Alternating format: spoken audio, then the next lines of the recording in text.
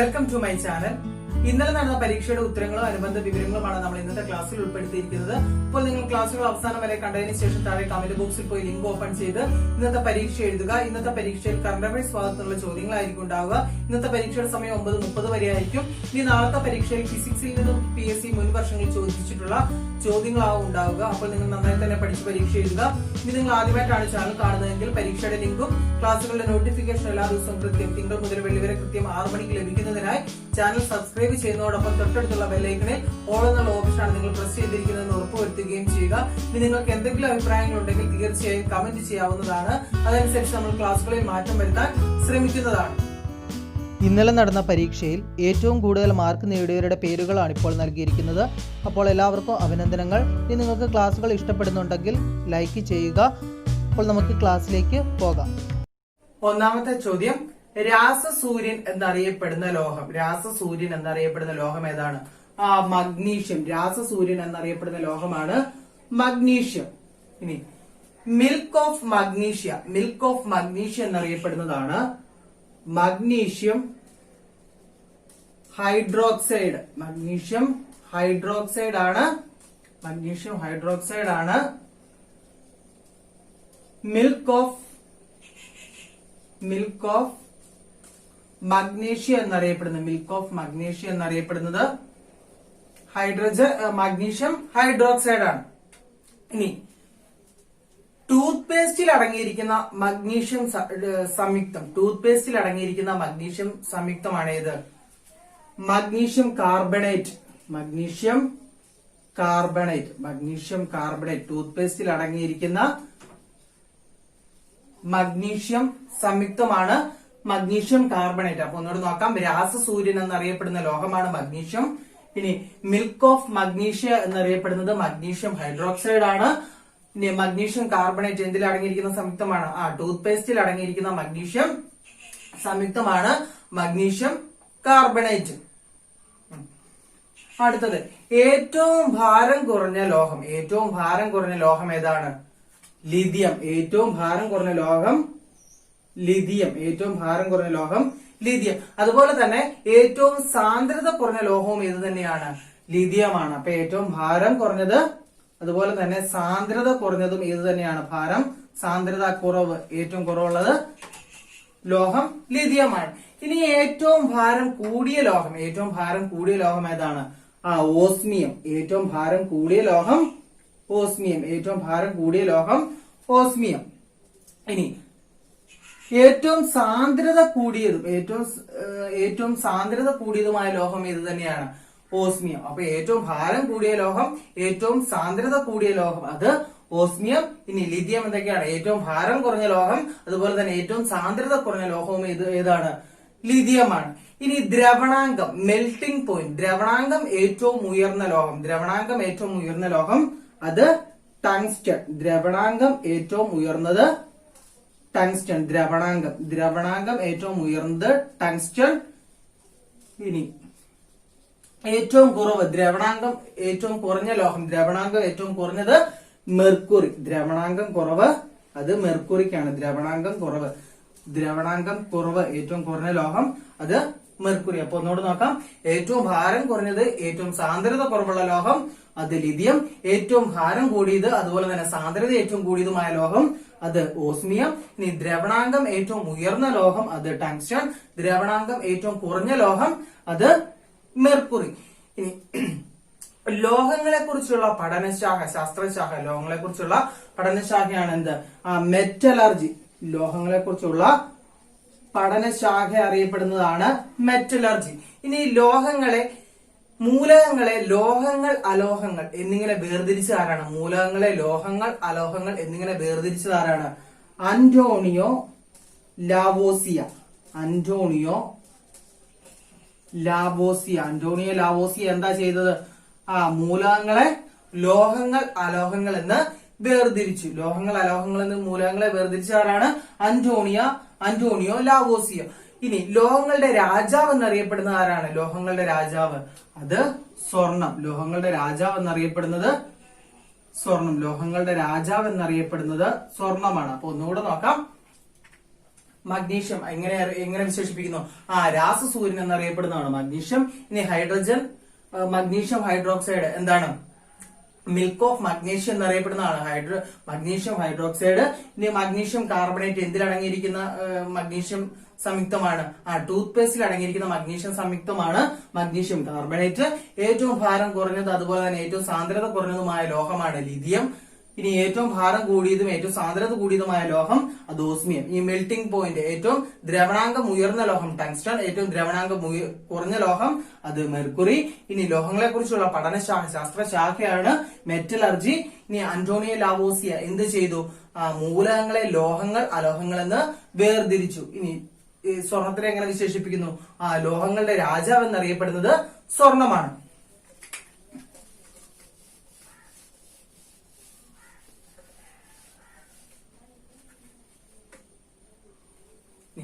എന്തിന്റെ പരിശുദ്ധി അളക്കാനാണ് Bowden test നടത്തുന്നത്? എന്തിന്റെ പരിശുദ്ധി അളക്കാനാണ് ബൗഡൻ ടെസ്റ്റ്? എന്തിന്റെ പരിശുദ്ധി അളക്കാനാണ് ബൗഡൻ ടെസ്റ്റ് നടത്തുന്നത്? എന്തിന്റെയാണ്? നെയ്യുടെ പരിശുദ്ധി അളക്കാനാണ് ബൗഡൻ ടെസ്റ്റ് നടത്തുന്നത്. അടുത്ത ചോദ്യം, ചെറുനാരങ്ങയിൽ അടങ്ങിയിരിക്കുന്ന ആസിഡ്. ചെറുനാരങ്ങയിൽ അടങ്ങിയിരിക്കുന്ന ആസിഡ് ഏതാണ്? Citric acid. ചെറുനാരങ്ങയിൽ അടങ്ങിയിരിക്കുന്ന ആസിഡ് സിട്രിക് ആസിഡ്. ചെറുനാരങ്ങയിൽ അടങ്ങിയിരിക്കുന്നത് സിട്രിക് ആസിഡ് ആണ്. അതുപോലെ തന്നെ ഓറഞ്ചിലും അടങ്ങിയിരിക്കുന്നത് ചെറുനാരങ്ങ, ഓറഞ്ച് എന്നിവയിൽ അടങ്ങിയിരിക്കുന്ന ആസിഡാണ് സിട്രിക്. ചെറുനാരങ്ങ, ഓറഞ്ച് എന്നിവയിൽ അടങ്ങിയിരിക്കുന്ന ആസിഡാണ് സിട്രിക് ആസിഡ്. ഇനി ആപ്പിളിൽ ആസിഡ് ഉണ്ട്. ആപ്പിളിൽ അടങ്ങിയിരിക്കുന്ന ആസിഡ് ഏതാണ്? ആപ്പിളിൽ അടങ്ങിയിരിക്കുന്ന ആസിഡാണ് മാലിക് ആസിഡ്. ആപ്പിളിൽ അടങ്ങിയിരിക്കുന്ന ആസിഡാണ് മാലിക് ആസിഡ്. ഇനി പുളി, മുന്തിരി അടങ്ങിയിരിക്കുന്ന ആസിഡ് എന്താണ്? പുളിയൊക്കെ ഒത്തിരി പഴയ കഴിയുമ്പോൾ അല്ലെങ്കിൽ മുന്തിരി ഒത്തിരി കറുത്ത മുന്തിരിയൊക്കെ ഒത്തിരി നാൾ കഴിയുമ്പോൾ ഇതുപോലെ ഇരിക്കുന്ന ടാർ പോലെ, ഇങ്ങനെ കറുത്ത് കരിക്കട്ട പോലെ ടാർ പോലെ ഇരിക്കുന്നത്. അപ്പം ടാർട്ടാറിക് ആസിഡ്. ടാർട്ടാറിക് ആസിഡ് ഇതിലൊക്കെയാണ് പുളി, മുന്തിരിയിൽ അടങ്ങിയിരിക്കുന്ന ആസിഡ് ടാർട്ടാറിക് ആസിഡ്. ഇനി തക്കാളിയിൽ അടങ്ങിയിരിക്കുന്ന ആസിഡ്. തക്കാളി ഓ പോലെ ഉരുണ്ട് ഓ പോലെയല്ലേ ഇരിക്കുന്നത്. അപ്പൊ ഓക്സാലിക് ആസിഡ്. തക്കാളിയിൽ അടങ്ങിയിരിക്കുന്ന ആസിഡ് ഓക്സാലിക് ആസിഡ്. തക്കാളിയിൽ അടങ്ങിയിരിക്കുന്ന ആസിഡ് ഓക്സാലിക് ആസിഡ്. ഓ പോലെയാണ് തക്കാളി ഇരിക്കുന്നത്. അപ്പൊ തക്കാളിയിൽ അടങ്ങിയിരിക്കുന്ന ആസിഡ് ഓക്സാലിക് ആസിഡ്. ഇനി വിനാഗിരിയിൽ അടങ്ങിയിരിക്കുന്ന ആസിഡ്. വിനാഗിരിയിൽ അടങ്ങിയിരിക്കുന്ന ആസിഡ് അസറ്റിക് ആസിഡ്. വിനാഗിരിയിൽ അടങ്ങിയിരിക്കുന്ന ആസിഡ് അസറ്റിക് ആസിഡ് ആണ്. വിനാഗിരിയിൽ അടങ്ങിയിരിക്കുന്ന ആസിഡ് അസറ്റിക് ആസിഡ്. ഇനി തേങ്ങയിൽ അടങ്ങിയിരിക്കുന്ന ആസിഡ് കാപ്രിക് ആസിഡ്. കൊപ്ര എന്നൊക്കെ ഓർക്കുക. അപ്പോ തേങ്ങയിൽ അടങ്ങിയിരിക്കുന്ന ആസിഡാണ് കാപ്രിക് ആസിഡ്. തേങ്ങയിൽ അടങ്ങിയിരിക്കുന്ന ആസിഡ് കാപ്രിക് ആസിഡ്. ഇനി തേയിലയിൽ അടങ്ങിയിരിക്കുന്ന ആസിഡ്. തേയിലയിൽ അടങ്ങിയിരിക്കുന്ന ആസിഡ് എന്താണ്? തേയില. Tannic acid. തേയിലയിൽ അടങ്ങിയിരിക്കുന്ന ആസിഡാണ് ടാനിക് ആസിഡ്. അപ്പൊ തേയില ടീ എന്ന് ഓർക്കുക. അപ്പൊ സ്റ്റാർട്ട് ചെയ്യുന്ന ടീയിലാണ്. തേയിലയിൽ അടങ്ങിയിരിക്കുന്ന ആസിഡ് ടാനിക് ആസിഡ്. അപ്പൊ ഇത്രയും കാര്യങ്ങളൊന്ന് ഓർത്ത് വെക്കുക. ഇനിയും ഒത്തിരി പദാർത്ഥങ്ങളും അതിലടങ്ങിയിരിക്കുന്ന ആസിഡുകളും പഠിക്കാനുണ്ട്. എന്നാൽ ഇപ്പൊ ഇത്രയെങ്കിലും ഒന്ന് ഓർത്ത് വെക്കുക. അപ്പൊ ഒന്നുകൂടെ നോക്കാം. ബൗഡൻ ടെസ്റ്റ് നടത്തുന്നത് എന്തിന്റെ പരിശുദ്ധി അളക്കാനാണ്? നെയ്യുടെ പരിശുദ്ധി അറിയാനാണ് ബൗഡൻ ടെസ്റ്റ് നടത്തുന്നത്. ഇനി നാരങ്ങയിലും ഓറഞ്ചിലും അടങ്ങിയിരിക്കുന്ന ആസിഡ് സിട്രിക് ആസിഡ് ആണ്. ആപ്പിളിൽ അടങ്ങിയിരിക്കുന്ന ആസിഡ് മാലിക് ആസിഡ് ആണ്. പുളി, മുന്തിരി എന്നിവയിൽ അടങ്ങിയിരിക്കുന്ന ആസിഡ് ടാർട്ടാറിക് ആസിഡ് ആണ്. തക്കാളിയിൽ അടങ്ങിയിരിക്കുന്ന ആസിഡ് ഓക്സാലിക് ആസിഡ്. വിനാഗിരിയിൽ അടങ്ങിയിരിക്കുന്ന ആസിഡ് അസറ്റിക് ആസിഡ്. തേങ്ങയിൽ അടങ്ങിയിരിക്കുന്ന ആസിഡ് കാപ്രിക് ആസിഡ്. തേയിലയിൽ അടങ്ങിയിരിക്കുന്ന ആസിഡ് ടാനിക് ആസിഡ്. അടുത്ത ക്വസ്റ്റ്യൻ, കടൽ വെള്ളത്തിന്റെ pH മൂല്യം എത്ര? കടൽ വെള്ളത്തിന്റെ pH മൂല്യം എത്രയാണ്? ആൻസർ 8. കടൽ വെള്ളത്തിന്റെ pH മൂല്യം 8 ആണ്. ഒരു വസ്തു ആസിഡ് സ്വഭാവം ഉള്ളതാണോ ആൽക്കലി സ്വഭാവം ഉള്ളതാണോ എന്ന് പരിശോധിച്ചറിയുന്നതിനുള്ള ഉപകരണമാണ് pH സ്കെയിൽ. ഒരു വസ്തു ആസിഡ് സ്വഭാവം ഉള്ളതാണോ ആൽക്കലി സ്വഭാവം ഉള്ളതാണോ എന്ന് പരിശോധിച്ചറിയുന്നതിനുള്ള ഉപകരണമാണ് pH സ്കെയിൽ. pH സ്കെയിൽ കണ്ടുപിടിച്ചത് ആരാണ്? സൊറാൻസൺ എന്ന് പറയുന്ന വ്യക്തിയാണ് pH സ്കെയില് കണ്ടുപിടിച്ചത്. ഇനി pHന്റെ പൂർണ്ണ രൂപം എന്താണ്? Potential of hydrogen. അതാണ് pHന്റെ പൂർണ്ണരൂപം. അപ്പോൾ ഒരു വസ്തു ആസിഡ് സ്വഭാവം ഉള്ളതാണോ ആൽക്കലി സ്വഭാവം ഉള്ളതാണോ എന്ന് പരിശോധിച്ചറിയുന്നതിനുള്ള ഉപകരണമാണ് pH സ്കെയില്. pH സ്കെയിൽ കണ്ടുപിടിച്ചത് സൊറാൻസൺ എന്ന് പറയുന്ന വ്യക്തിയാണ്. pHന്റെ പൂർണ്ണരൂപം പൊട്ടൻഷ്യൽ ഓഫ് ഹൈഡ്രജൻ. ഇനി pH സ്കെയിൽ രേഖപ്പെടുത്തിയിരിക്കുന്ന മൂല്യം എത്ര തൊട്ട് എത്ര വരെയാണ്? 0 തൊട്ട് 14 വരെയാണ് pH സ്കെയിലിൽ രേഖപ്പെടുത്തിയിരിക്കുന്നത്. ഇനി pH മൂല്യം, ഒരു വസ്തുവിന്റെ pH മൂല്യം 7ന് മുകളിലാണെങ്കിൽ അത് ആൽക്കലി സ്വഭാവമുള്ളതും 7ന് മുകളിലാണെങ്കിൽ അത് ആൽക്കലി സ്വഭാവം കാണിക്കുന്നു. ഇനി 7ന് താഴെയാണെങ്കിൽ അത് ആസിഡ് സ്വഭാവവും കാണിക്കുന്നു. ഒരു വസ്തുവിന്റെ pH മൂല്യം 7ന് മുകളിലാണെങ്കിൽ അതിനർത്ഥം അതിന് ആൽക്കലി സ്വഭാവമായിരിക്കും. ഇനി 7ന് താഴെയാണ് ഒരു വസ്തുവിന്റെ pH മൂല്യമെങ്കിൽ അതിന്റെ സ്വഭാവം ആസിഡ് സ്വഭാവമായിരിക്കും ആ വസ്തുവിന് ഉണ്ടായിരിക്കുക. ഇനി നിർവീര്യ ജലത്തിന്റെ അല്ലെങ്കിൽ ശുദ്ധജലത്തിന്റെ pH മൂല്യം എത്രയാണ്? 7. ശുദ്ധജലത്തിന്റെ pH മൂല്യം 7 ആണ്. ഇനി അടുത്ത ക്വസ്റ്റ്യൻ, വിനാഗിരിയിൽ അടങ്ങിയിരിക്കുന്ന ആസിഡ് അസറ്റിക് ആസിഡ്. നമ്മൾ നേരത്തെ പഠിച്ചതാണ്. വിനാഗിരിയിൽ അടങ്ങിയിരിക്കുന്ന ആസിഡ് അസറ്റിക് ആസിഡ്. ഇനി അപ്പൊ ഒന്നുകൂടെ നോക്കാം. കടൽ വെള്ളത്തിന്റെ pH മൂല്യം എന്ന് പറയുന്നത് 8 ആണ്. ഇനി pH സ്കെയിൽ എന്തിനാണ് ഉപയോഗിക്കുന്നത്? ഒരു വസ്തു ആസിഡ് സ്വഭാവം ഉള്ളതാണോ ആൽക്കലി സ്വഭാവം ഉള്ളതാണോ എന്ന് തിരിച്ചറിയുന്നതിനുള്ള ഉപകരണമാണ് pH സ്കെയിൽ. അത് കണ്ടുപിടിച്ചത് സൊറാൻസൺ എന്ന് പറയുന്ന വ്യക്തിയാണ്. pHന്റെ പൂർണ്ണരൂപം പൊട്ടൻഷ്യൽ ഓഫ് ഹൈഡ്രജൻ എന്നാണ്. pH സ്കെയിലിൽ രേഖപ്പെടുത്തിയിരിക്കുന്ന മൂല്യം 0 തൊട്ട് 14 വരെയാണ്. ഇനി 7ന് മുകളിലാണെങ്കിൽ അത് ഏത് സ്വഭാവം കാണിക്കുന്നത്? ആൽക്കലി സ്വഭാവമുള്ളതും 7ന് താഴെയാണെങ്കിൽ ആസിഡ് സ്വഭാവം ആ വസ്തു കാണിക്കുന്നു. ഇനി ശുദ്ധജലത്തിന്റെ pH മൂല്യം 7 ആണ്. ഇനി വിനാഗിരിയിൽ അടങ്ങിയിരിക്കുന്ന acid acetic acid.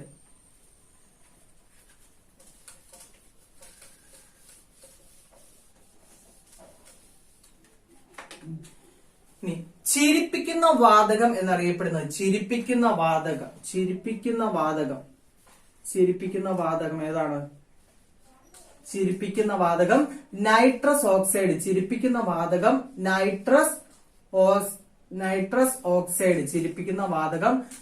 Nitrous oxide.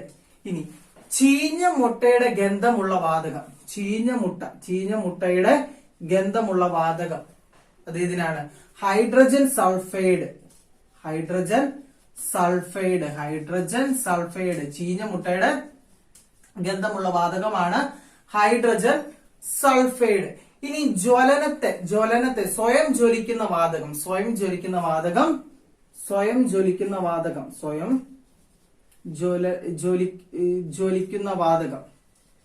അത് ഹൈഡ്രജൻ.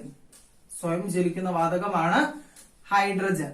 ഇനി ജ്വലനത്തെ നിയന്ത്രിക്കുന്ന വാതകം. ജ്വലനത്തെ നിയന്ത്രിക്കുന്ന വാതകം അത് നൈട്രജൻ. ജ്വലനത്തെ നിയന്ത്രിക്കുന്ന വാതകം അത് നൈട്രജൻ. അപ്പോൾ സ്വയം ജ്വലിക്കുന്ന വാതകം ഹൈഡ്രജൻ. ഇനി ജ്വലനത്തെ നിയന്ത്രിക്കുന്ന വാതകം അത് നൈട്രജൻ. ഈ ജ്വലനത്തെ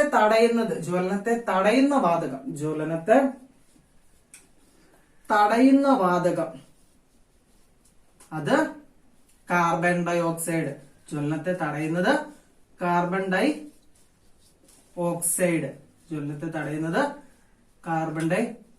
ഓക്സൈഡ്. അപ്പോൾ സ്വയം ജ്വലിക്കുന്ന വാതകം ഹൈഡ്രജൻ. ഇനി ജ്വലനത്തെ നിയന്ത്രിക്കുന്ന വാതകം നൈട്രജൻ. ജ്വലനത്തെ തടയുന്നത് കാർബൺ ഡൈ ഓക്സൈഡ്. അപ്പോൾ ജ്വലനത്തെ നിയന്ത്രിക്കുന്നത് നൈട്രജൻ. ഈ നൈട്രജൻ ഒരു പോയിന്റ് കൂടി ഓർക്കുക. വിമാനത്തിന്റെ ടയറുകളിൽ നിറയ്ക്കുന്ന വാതകം. വിമാന ടയറുകളിൽ നിറയ്ക്കുന്ന വാതകം ഏത് തന്നെയാണ്? നൈട്രജൻ ആണ്. വിമാനത്തിന്റെ ടയറുകളിൽ നിറയ്ക്കുന്ന വാതകം നൈട്രജൻ. അപ്പോൾ ഒന്നുകൂടി നോക്കാം. ചിരിപ്പിക്കുന്ന വാതകം എന്നറിയപ്പെടുന്നത് നൈട്രസ് ഓക്സൈഡ് ആണ്. ചീഞ്ഞ മുട്ടയുടെ ഗന്ധമുള്ള വാതകം ഹൈഡ്രജൻ സൾഫൈഡ് ആണ്. സ്വയം ജ്വലിക്കുന്ന വാതകം അത് ഹൈഡ്രജൻ ആണ്. ജ്വലനത്തെ നിയന്ത്രിക്കുന്ന വാതകം നൈട്രജൻ. ഇനി നൈട്രജൻ വിമാനത്തിന്റെ ടയറുകളിൽ നിറയ്ക്കുന്ന വാതകം ഏതാണ്? അതും നൈട്രജൻ ആണ്. ഇനി ജ്വലനത്തെ തടയുന്ന വാതകം അത് കാർബൺ ഡൈ ഓക്സൈഡ്. അടുത്ത ചോദ്യം, ഓക്സിജൻ കണ്ടുപിടിച്ചത് ആരാണ്? Joseph Priestley. ഏതാണ് കണ്ടുപിടിച്ചത്? ഓക്സിജൻ കണ്ടുപിടിച്ചത് ജോസഫ് പ്രീസ്റ്റ്ലി ആണ്. ഇനി ഓക്സിജന് ആ പേര് നൽകിയത് ആരാണ്? അത് ലാവോസിയ ആണ്. അത് ലാവോസിയ, അന്റോണിയോ ലാവോസിയ. അന്റോണിയോ ലാവോസിയാണ് ഓക്സിജൻ എന്ന പേര് നൽകിയത്. അപ്പോൾ ഓക്സിജൻ കണ്ടുപിടിച്ചത്, ഓക്സിജൻ കണ്ടെത്തിയത് അത് ജോസഫ് പ്രീസ്ലി. എന്ന ഓക്സിജൻ പേര് നൽകിയത്, ഓക്സിജൻ എന്ന പേര് നൽകിയത് അത് ലാവോസിയ, അന്റോണിയോ ലാവോസിയ ആണ് ഓക്സിജൻ എന്ന പേര് നൽകിയത്. അടുത്ത ചോദ്യം, മനുഷ്യൻ ആദ്യമായി ഉപയോഗിച്ച ലോഹം. മനുഷ്യൻ ആദ്യമായി ഉപയോഗിച്ച ലോഹം ഏതാണ്? ചെമ്പ്. മനുഷ്യൻ ആദ്യമായി ഉപയോഗിച്ച ലോഹം ചെമ്പ്. എന്നാൽ മനുഷ്യൻ ആദ്യമായി ഉപയോഗിച്ച ലോഹ സങ്കരം ഏതാണെന്ന് ചോദിക്കുവാണെങ്കിൽ ഏതാണ്? അത് വെങ്കലം, ബ്രോൺസ്. അത് വെങ്കലം. അപ്പോൾ ഇത് നമ്മൾ മാറിപ്പോകരുത്. ഇത് ഒത്തിരി തവണ ചോദിച്ചിട്ടുള്ള ക്വസ്റ്റ്യൻ ആണ്. മനുഷ്യൻ ആദ്യമായി ഉപയോഗിച്ച ലോഹം ചെമ്പാണ്. എന്നാൽ മനുഷ്യൻ ആദ്യമായി ഉപയോഗിച്ച ലോഹ സങ്കരം അത് വെങ്കലം. അപ്പൊ വെങ്കലം എന്ന് പറയുന്നത്, ബ്രോൺസ് എന്ന് പറയുന്നത് ടിന്നും, അതായത് വെളുത്തീയം, ടിൻ, പിന്നെ കോപ്പർ, ചെമ്പ്, ഇത് രണ്ടും കൂടെ കൂടിയതാണ് വെങ്കലം എന്ന് പറയുന്നത്. അപ്പോൾ മനുഷ്യൻ ആദ്യമായി ഉപയോഗിച്ച ലോഹം ചെമ്പ്, ലോഹ സങ്കരം വെങ്കലം. അപ്പൊ ഒന്നുകൂടെ നോക്കാം. ചിരിപ്പിക്കുന്ന വാതകം നൈട്രസ് ഓക്സൈഡ്, ചീഞ്ഞ മുട്ടയുടെ ഗന്ധമുള്ള വാതകം ഹൈഡ്രജൻ സൾഫൈഡ്, സ്വയം ജ്വലിക്കുന്ന വാതകം ഹൈഡ്രജൻ, ജ്വലനത്തെ നിയന്ത്രിക്കുന്നത് നൈട്രജൻ, വിമാനത്തിന്റെ ടയറുകളിൽ നിറയ്ക്കുന്ന വാതകം അതും നൈട്രജൻ, ഈ ജ്വലനത്തെ തടയുന്ന വാതകം അത് കാർബൺ ഡൈ ഓക്സൈഡ്. ഇനി ജോസഫ് പ്രീസ്ലി എന്താ കണ്ടെത്തിയത്? ഓക്സിജൻ കണ്ടെത്തിയത് ജോസഫ് പ്രീസ്ലി ആണ്. എന്നാൽ ഓക്സിജൻ എന്ന പേര് നൽകിയത് ആരാണ്? അത് അന്റോണിയോ ലാവോസിയ ആണ്. ഇനി മനുഷ്യൻ ആദ്യമായി ഉപയോഗിച്ച ലോഹം ചെമ്പ്, ലോഹസങ്കരം വെങ്കലം. അടുത്ത ചോദ്യം, അലക്കുകാരത്തിന്റെ രാസനാമം എന്ത്? അലക്കുകാരത്തിന്റെ രാസനാമം എന്താണ്? Sodium carbonate. സോഡിയം കാർബണേറ്റ് അലക്കുകാരത്തിന്റെ രാസനാമമാണ് സോഡിയം കാർബണേറ്റ്. ഇനി അപ്പക്കാരം അല്ലെങ്കിൽ ബേക്കിംഗ് സോഡ. അപ്പക്കാരം അല്ലെങ്കിൽ ബേക്കിംഗ് സോഡയുടെയാണ് സോഡിയം ബൈകാർബണേറ്റ്. Sodium bicarbonate. അപ്പൊ തമ്മിൽ മാറിപ്പോകുന്നത്. അലക്കുകാരത്തിന്റെ രാസനാമമാണ് സോഡിയം കാർബണേറ്റ്. അലക്കുകാരൻ അതിനകത്ത് ബൈ ഇല്ല. എന്നാൽ അപ്പക്കാരം അല്ലെങ്കിൽ ബേക്കിംഗ് സോഡയുടെ രാസനാമം സോഡിയം ബൈകാർബണേറ്റ്. ഇനി ചുണ്ണാമ്പ് കല്ലിന്റെ രാസനാമം. ചുണ്ണാമ്പ് കല്ലിന്റെ രാസനാമമാണ് കാൽസ്യം കാർബണേറ്റ്. ചുണ്ണാമ്പ് കല്ല് കാൽസ്യം കാർബണേറ്റ്. ഇനി എലിവിഷം എന്താണ്? Zinc phosphide.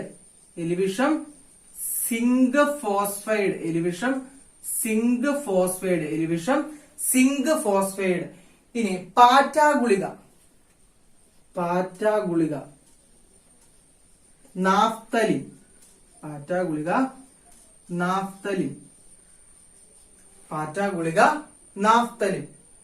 ഇനി നവസാരം. Ammonium chloride. നവസാരം അമോണിയം ക്ലോറൈഡ്. അപ്പോൾ നമുക്ക് ഇനിയും കൂടുതൽ പദാർത്ഥങ്ങൾ അതിന്റെ രാസനാമങ്ങളും പഠിക്കാനുണ്ട്. എന്നാൽ ഇത്രയെങ്കിലും ഇപ്പോൾ ഒന്ന് പഠിച്ചിരിക്കുക. അപ്പൊ ഒന്നുകൂടെ നോക്കാം. അലക്കുകാരത്തിന്റെയാണ് സോഡിയം കാർബണേറ്റ്, അപ്പക്കാരം അല്ലെങ്കിൽ ബേക്കിംഗ് സോഡ സോഡിയം ബൈകാർബണേറ്റ്, ചുണ്ണാമ്പ് കല്ല് കാൽസ്യം കാർബണേറ്റ്, എലിവിഷം സിങ്ക് ഫോസ്ഫൈഡ്, പാറ്റാഗുളിക നാഫ്തലിൻ, ഇനി നവസാര അമോണിയം ക്ലോറൈഡ്. അപ്പോൾ ഇന്നലെ നടന്ന പരീക്ഷയുടെ ഉത്തരങ്ങളാണ് നമ്മൾ ഇന്ന് ഡിസ്കസ് ചെയ്തത്. ഇനി നിങ്ങൾ താഴെ കമന്റ് ബോക്സിൽ പോയി ലിങ്ക് ഓപ്പൺ ചെയ്ത് ഇന്നത്തെ പരീക്ഷ എഴുതുക. ഇനി നാളത്തെ പരീക്ഷ ഫിസിക്സുമായി ബന്ധപ്പെട്ട് ഫിസിക്സിലെ PSC മുൻ വർഷങ്ങളിൽ ചോദിച്ചുള്ള ചോദ്യങ്ങളാവും ഉണ്ടാവുക. അപ്പോൾ നിങ്ങൾ നന്നായി പഠിച്ചെഴുതുക. അപ്പോൾ നമുക്ക് നാളത്തെ ക്ലാസ്സിൽ കാണാം.